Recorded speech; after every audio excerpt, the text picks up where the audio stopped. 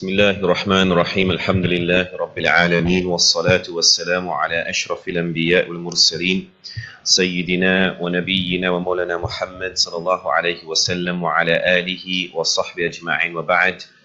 Respected ulama, huffaz, mothers and fathers, Assalamu alaikum wa rahmatullahi ta'ala wa barakatuh.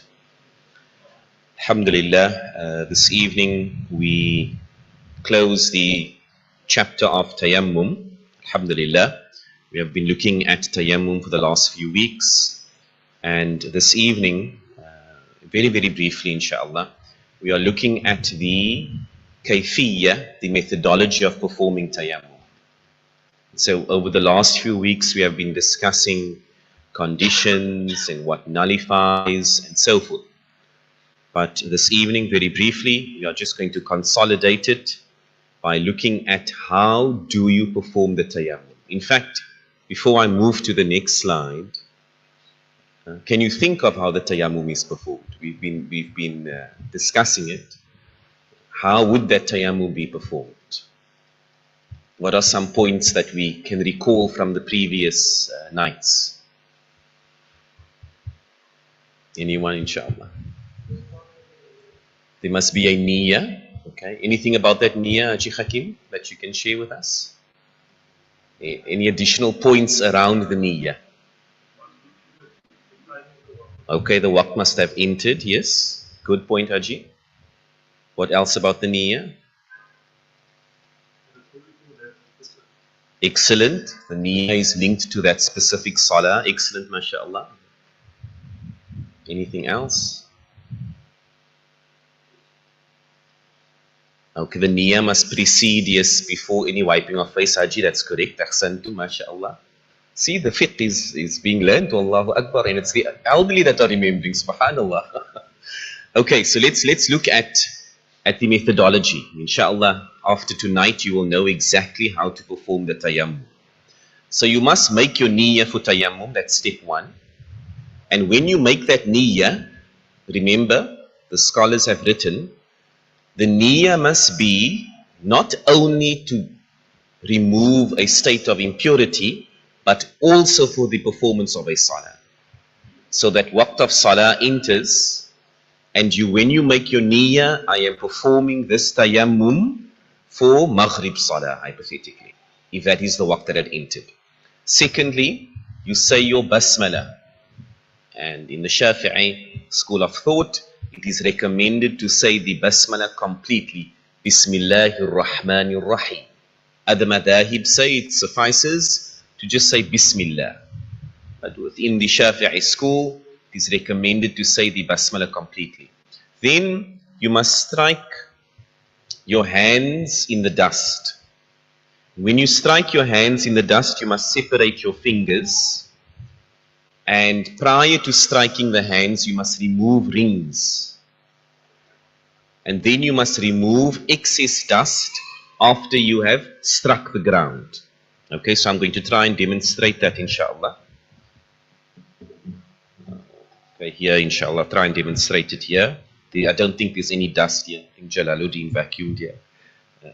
So you're going to strike, and your fingers must firstly be apart. So prior to striking, there's going to be niyyah and basmala. In the niyyah, of course, must be in the mind and heart. You can move some lips, and then Bismillahir Rahmanir Rahim. Then you have to do your first strike.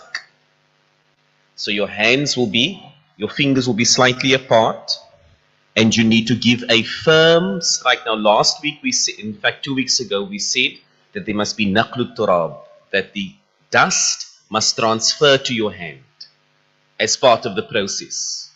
So the ulama say you go outside, you find a dusty, sandy patch, and then you strike. Okay? I hope the camera caught it. You strike firmly. Fingers are apart, no rings on any fingers. Then you raise the hands and you must remove excess dust. Now this is a symbolic occurrence.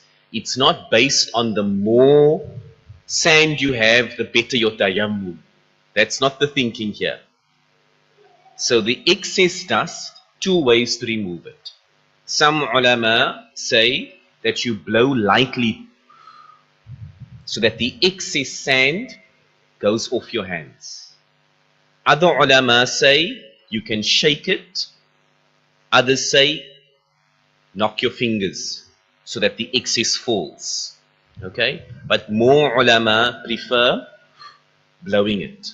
So you remove the excess dust. Now with that wipe, you are going to wipe your face. So that's the first act that is wajib. So when you wipe your face, now what did we say about wiping? It is not to the same extent of wiping, of washing the face in wudu.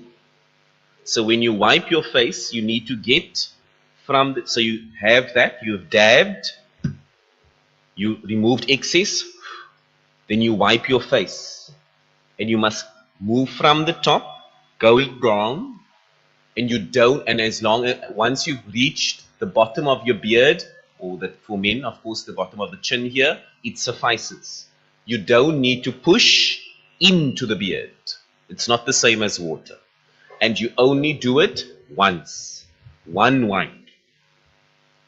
Then you're going to have the second dab, the second strike. So after you've done that, you'll strike again.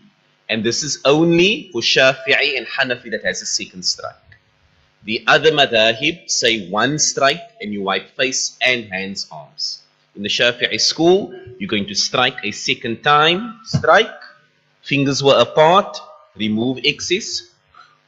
Then you take your left hand and you're going to wipe your right hand and arm. So you start at the bottom. Some ulama say you move over to the top. Others say you start at the bottom, you go right down till your elbow, move your hand over the top and wipe to the front over the palm. Okay?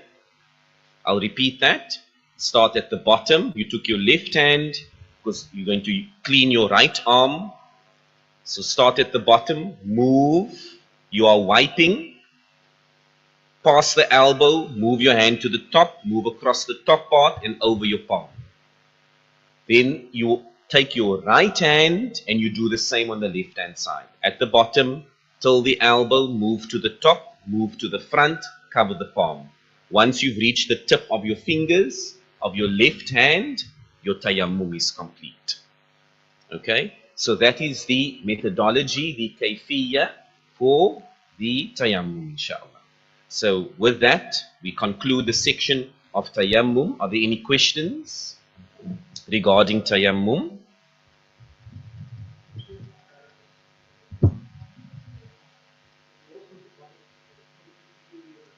Excellent, yes. So Haji Hakim raised a point. The performance of the tayammum is more symbolic as opposed to cleaning. And so they say that Islam and our beloved Rasul Sallallahu Alaihi Wasallam, there's wisdom in our deen that does not always meet what a logical mind might seek. So this statement means, how does tayammum purify when you are adding sand?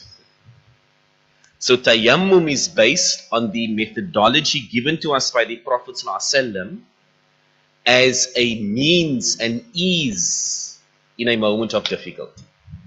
So it is very much symbolic, and it's not about actually getting sand to every crevice in every corner, because then the beards, would be. So that's an excellent point, yes. Okay, in a state of junub, is it a myth to roll in the sand? Was that prior to the state of junub, that the rolling in the sand? Okay.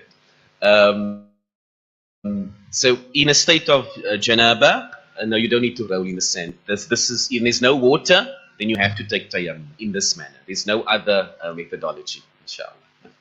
Jazakallah khairan wa sallallahu wa sallam. Shukran.